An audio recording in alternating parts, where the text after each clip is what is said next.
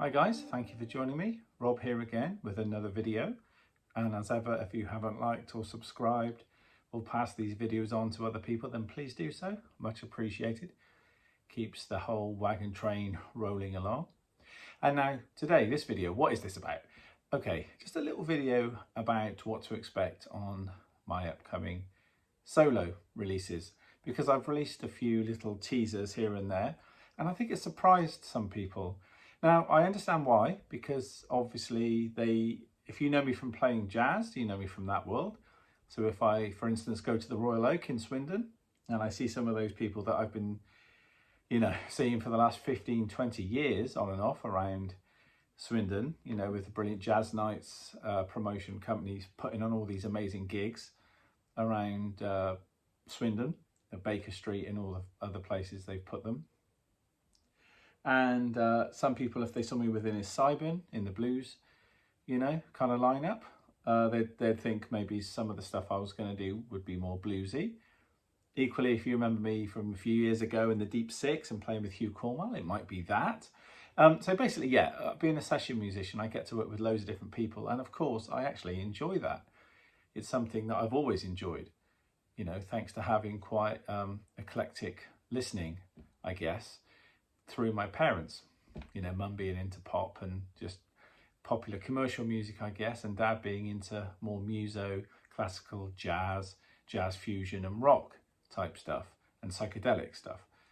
So, between those two, I've got the love of the sort of 2.5-minute pop song, as well as the 16-minute opus, or whatever. I just kind of, just love music. So when it comes to making my own music and being inspired, not just by my folks, but obviously by Prince and Bob Dylan, David Bowie, Miles Davis, John Coltrane, Beatles or whatever, loads of different bands that are down here. One of the things that's a common thread was they kept changing and they kept moving forward. Sometimes it wasn't always what other fans and critics would want, but hey, they didn't care about that. It was like, well, I'm moving here now because I've done enough of that. Now I'm doing this. And also the other thing that they did was they didn't mind mixing styles together to sort of fuse together new ideas, which is, for me, I think, how you can create new music, by fusing the ideas together of 2 or 3 or 4 styles that are already out there, and then try and put them together to see what you get. And that's something that I'm really into. So for instance, if I started with like a funky drum track and then I put something on the bass, which is kind of funky but kind of not too funky, but the drums still suggest funk, then I might suddenly want to chuck a mellotron on the track. Now, of course, mellotrons you would expect to hear on something like, I don't know, a Moody Blues track or Strawberry Fields Forever, some psychedelic thing, or some Pink Floyd tracks, or prog, yes, and all that Steve Wilson, that kind of thing. But why not chuck it on a funk groove? What's wrong with that? So already we're changing it up. And then maybe you could chuck some strings on top of that, but doing something, or some synth strings, some sort of Gary Newman-esque synth strings that you might hear on the Pleasure Principle album or something like that, and then maybe add, instead of the bass, take the bass off and then add a synth bass with a bit of distortion on it. Then all of a sudden, all of these ideas move around all over the place. And I love the idea of having like the mixing desk and bringing a stranger into the studio scenario, and maybe fading up a mellotron and saying, and pushing it up on the fader and saying, what track is this going to be? And they go, oh, it could be a Beatlesy kind of late 60s trippy vibe. Then you chuck the drums in and it's a totally different vibe. Or you chuck that distorted bass in, you put that fader up and it's like, oh, wow, we've got mellotron against this sort of almost like Daft Punk sounding synth bass. Ooh, that's a bit weird. And then you could chuck some strings on, and they could be kind of more beautiful, more kind of as you would expect. The strings on that album over there, Feelings, with that naked lady on, that's an amazing record, all recorded live in a studio. I think it was 1975. What a record that is. But chuck that on top, and then maybe a heavy guitar or something, or a really compressed guitar. Do you see what I mean? So basically you start adding things. So that's what I like to do. So when I release these songs, which will be like singles, because nobody buys albums anymore, do they really? So I'll be releasing, these songs over the next couple of months, one at a time, I can't say when because I'm still working on them. And I'll talk about exactly who's working on them with me and stuff like that very soon. Be a special video on that. But yeah, so it's just that people were like, well, I heard that one you dropped on Instagram the other day, and it was a bit like, oh, it was a bit dark and menacing. There was not even any drums on it. It's like, yeah, well, there will be, but you know, I kind of like that filmic kind of film noir vibe. There's nothing wrong with that. And instead of doing it with strings, I'm doing it with synths, you know, and giving it a similar sort of feel, but in a much kind of more David Lynch, Gary Newman stroke Nine Inch Nails way, I guess. And again, you know, I spoke before a few years ago on a video about how artists and directors have influenced my music as much as musicians and stuff, you know. That can all come into play. Edgar Allan Poe, I can feel on this sort of more dark, sinister track and all that kind of thing, you know. So yeah, but keep listening, you know, be patient with me. You know, if you're expecting something and it isn't, well, still give it a listen, because I don't think you'll be disappointed, or I hope you won't. There will be live drums on everything eventually, but there may be a few things that are more filmic and soundscapey that won't have drums. But you know, it's just opening up your mind a little bit to that and giving it a listen. And I try to be open to all styles of music. I know we all can't be all of the time, and I'm guilty of that too, but I've talked about referencing in my drum clinics and also in these videos, where it's important for any musician to be able to liken something.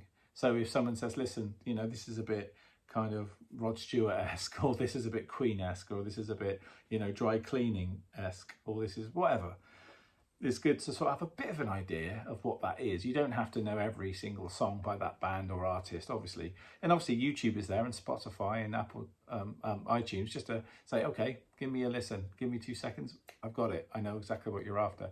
And as I say, it could be a sound thing on the record that they like, or it could be the drum part, or it could be the cymbal sounds, the snare drum, the bass drum, you know, any colour really.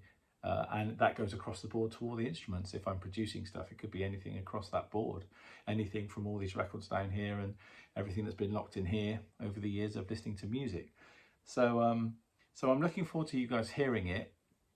I think it's going to be interesting for you. Some of them are going to be songs, like proper songs with male or female vocals.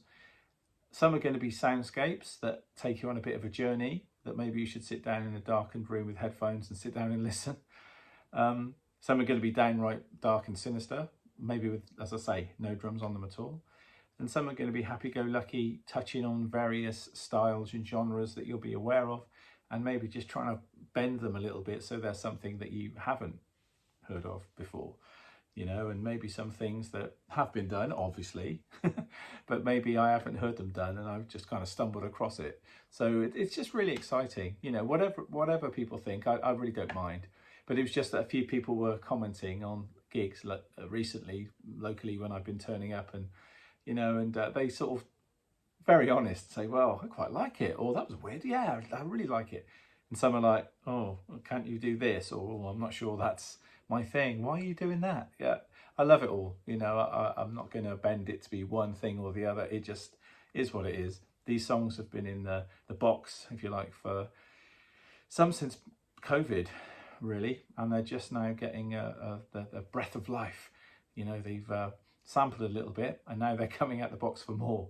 And I've got some really wonderful musicians who want to come forward and play on the album. If there's anyone out there watching who would like to play on the album or talk about it, then give me a shout. Of course, I'm open to all ideas. And you know, if there's something I can do on your record, we do a scratch my back, scratch your back type scenario, that's all good. And just recently we were doing some vocals, which again, I'm not going to talk about now, but a great female vocalist in, a local artist, to sing on the song, and probably a few more as well. And you know, the songs, because I'm hearing them now with other human beings on them, it's just, they're just starting to come to life. And as I say, I've got other friends who've said, oh, do you mind me just commenting, could I maybe have a go at this, and you could try this, and I'm loving that. You know, I send it, ferry it out via email or messenger to a few of my friends and say, listen, be nice, but this is what it's sounding like at the moment, what do you think? And then some have come back saying, yeah, I'd love to play on this, but you maybe want to look at this, that and the other, and it's all good. And they say if you want to ignore that advice, do so. And sometimes I have, sometimes I haven't. But yeah, it's just very exciting. But it's a thrill ride, man. This album, though I know they're going to be individual tracks, but eventually compiled as an album, is a mission. It's like my personal statement. It's how I feel about music and how I feel I want to present myself. And just recently, actually, I discovered The Overview, I think it's called, by Stephen Wilson. And I heard some Porcupine Tree a few years ago, but it didn't really float my boat. I'm going to be honest. Great playing though, and great production, but it just, for whatever reason in my life, I wasn't into it. But then I stumbled across this album through a friend of mine. So I thought, you know what, I'll give it a listen. I was coming home from Dorchester, actually. It was the Echo Town Studios, Steve White and my masterclass. And I said, you know, hey Siri, chuck on what's the name? And they put it on for me. Very nice. And The Overview. Yeah, I heard it about 2.5 times on the way home. It's not a very long album, but I just really enjoyed it. And there was some things in there where Steve Wilson was cross-pollinating styles and genres. And it was one of the final things that made me think, yes, let's get these vocalists booked. Let's get these things happening. Let's get so-and-so on it, you know, and I'll talk about it at a later date. And yeah, just so exciting. So I'm excited about it. I hope you guys are. And if you don't like it, that's good. Tell me why as well. I'm not here to say love my music. I'm just here to, one, to share what's been going on, two, my feelings about it, and three, maybe there's some sort of thought processes that you could think of when you're, you know, analysing and looking at your music, and you know, and eventually going, do you know what? No, that is how it's going to be. I'm not going to conform. You know, this is me. And if you're not working for a record company, meaning you have to make hits and make music that, I mean, all of us want to make music people like, obviously, and sell, obviously. But, you know, it's got to be from you. And then other people, low battery, then other people will buy into it. If you buy into yourself and you mean it, other people will. So my battery is low on my phone, so I'm going to finish here. It's 12 minutes. Hope you enjoyed it. Please feel free to leave all of the comments below. Drop them in the comments and let me know what you think. And yeah, thank you for all the support. It will be ready. It is happening. It's all coming together. The first track is hopefully going to be released next month, I'm hoping, you know, but it all depends on timing and everything else. Okay, so thanks for watching. Keep liking, keep sharing. Big love to you all, and I'll see you soon.